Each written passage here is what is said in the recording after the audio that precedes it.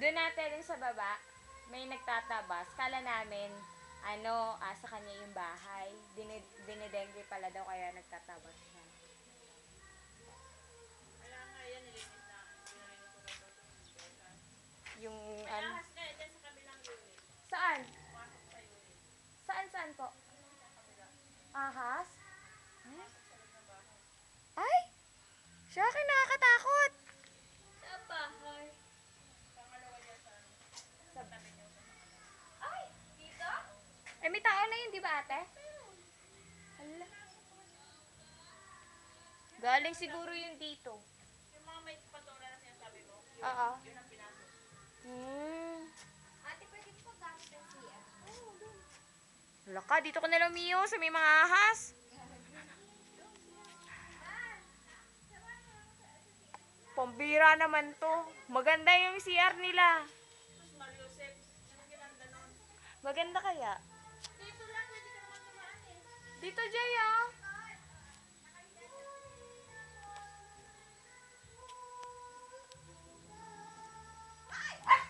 Kulit nyo naman kasi! Ay, naintindihan daw. Ang galing na ng mga asam ka. Anong dun?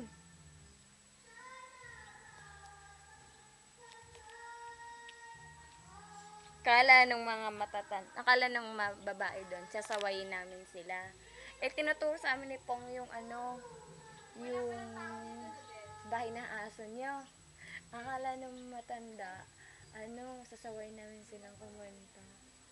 Parang nagsalita po noon. Tinumating, tinandang naman yung bahay ng aso.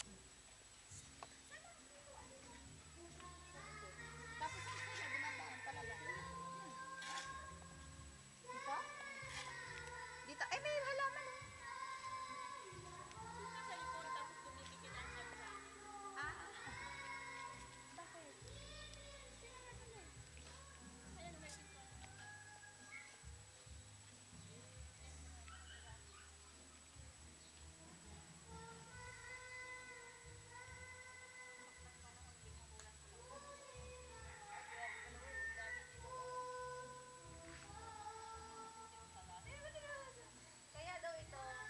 Kaya daw ito ganito, sabi nila, pag pinitik mo daw yan, ibig sabihin, nahihiya daw sila kasi marami daw silang tinik.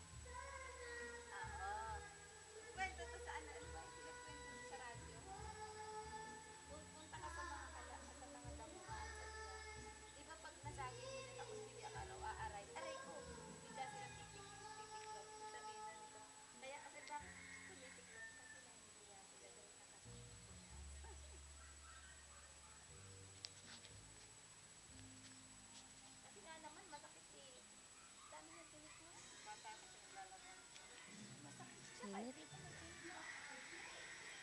Nag-teacher nga namin yung contest. Kung sino yung makapitas na ano. Na hindi yan picture. Ano, Video yan. Nice ka dyan. Ang ganyan-ganyan ka pa dyan. Eh bakit? Naka-video na naman. Buti pa tong aso.